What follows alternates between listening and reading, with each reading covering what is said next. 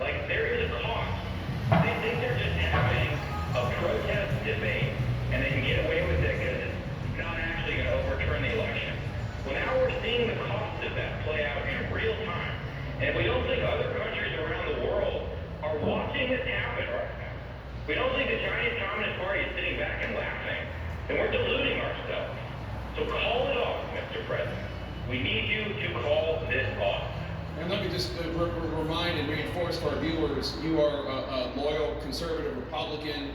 You represent a district in Wisconsin that Trump won, and you're a supporter of his, but you're just acknowledging the reality that he lost. What do you want him to do? Because he has not, he could go to Twitter right now and say, please, go to the mall, or please protest peacefully, please get out of the Capitol, but he's not doing it. What would you want him to do, Congressman? This will be the first time in the last 4 years I'm encouraging him to tweet. So go to Twitter and say, it's over, please. What's up, man? Thank you for your support. How you doing? I support the peaceful transition of power. Congressman, you went to Iraq, as you note, to help that country, to try to bring democracy to that country. What goes through your mind when you see these images here of people actually, Americans, some of your colleagues in the House who also served, by the way, actually trying to stop democracy?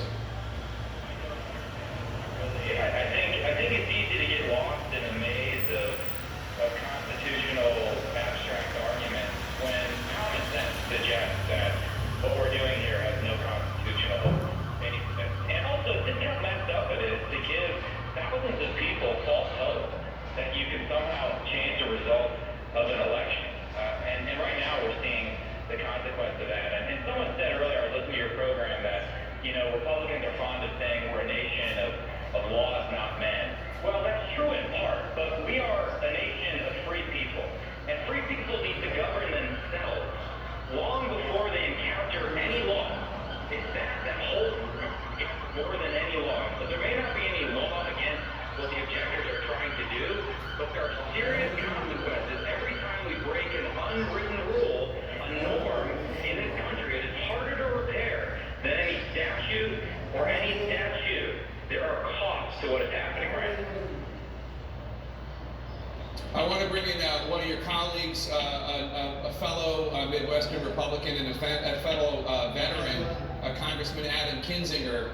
Congressman, where are you? Are you okay? Are you safe? Yeah, I'm good. I won't give my specific location. I'm good, and this is disgusting, and I second everything that Mike just said.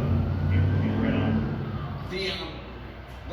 The fact is, and you've been making this point very vocally, Congressman Kinzinger. The fact is that President Trump unleashed this. Yeah, that's true. I mean, look, all you have to do is, and I know what's going on, and you see these people that now start calling those things, equivalent to 1776. I mean, I was seeing this for weeks. It's why I for weeks have warned that there was going to be violence on January 6th. You give people false hope. You have leaders that do not have the courage to tell people the truth, which is that Congress cannot just come in and on its own whim make a happy wish of who's president. And when you don't have the courage as a leader to tell people the truth, you end up giving people that believe the conspiracies and the false truth, and you get a Capitol storm like today. This is absolutely, utterly despicable, and every single Republican leader has got to call this out forcefully and be held accountable. Congressman Kinzinger, your fellow veteran and fellow Midwestern Republican, Congressman Gallagher, said that he hasn't seen anything like this since he was in Iraq. Well, what about you? Yeah, I'd say thanks. I mean, this is something that, you guys would be covering right now if it was happening maybe in Belarus or, anywhere else around the globe. Anywhere else around the globe, we would call this a suicide. That's what I think it is.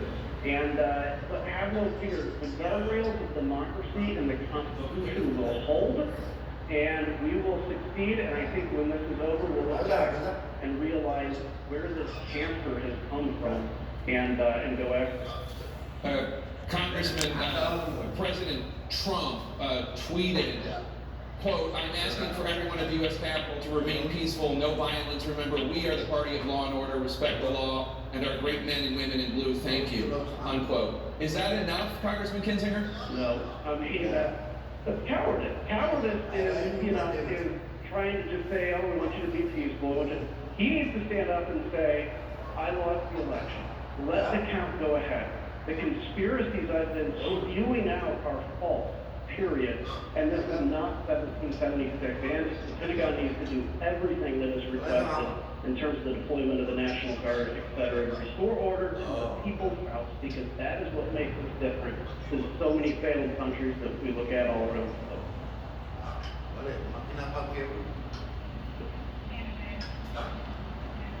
Jim Hines, Connecticut, Congressman Hines. I know you, like the colleagues that Jake was just talking to, you're sheltering in place in the U.S. Capitol. Set the scene for us. What is happening right now? Very different moment 20 minutes ago when we were on the House floor. It was very clear that the protesters had breached and had gotten right around the floor, so they barricaded the doors. I was just talking with some of my colleagues about the fact that we spent an awful lot of money on security. And coat racks in front of the doors. They evacuated us from the chamber at the moment because lots of weapons drawn, gas masks were out. We were ordered to get gas masks and be prepared to put them on because apparently gas has been used in the rotunda. But now they've evacuated all of us. We're in the chamber to a location we've been instructed not to talk about. But you've obviously got a lot of anxiety here.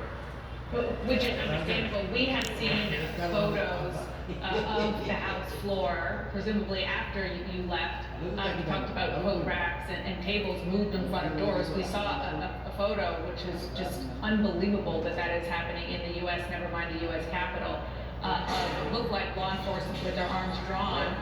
We're actually looking at video right now of these anarchists these people who were involved in this insurrection.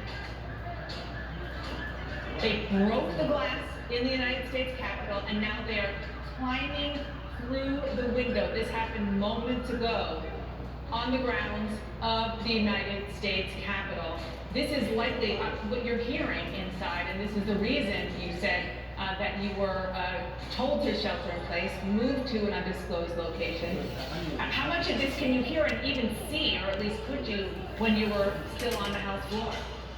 Well, when we left the House floor, we were taken out through a door where they had tactical teams keeping protesters on their bellies, literally outside the House doors. So people had gotten to the doors of the chamber, windows had been broken, and as I said, when we left, there were officers with their guns drawn and pointed at the doors, and obviously indicating that they thought there was a threat about to come through. Anyway, my colleagues and I right now are a little shocked. In spite of that, the emotions are running pretty high right now. This is something that didn't need to happen, and it's something that shouldn't have happened.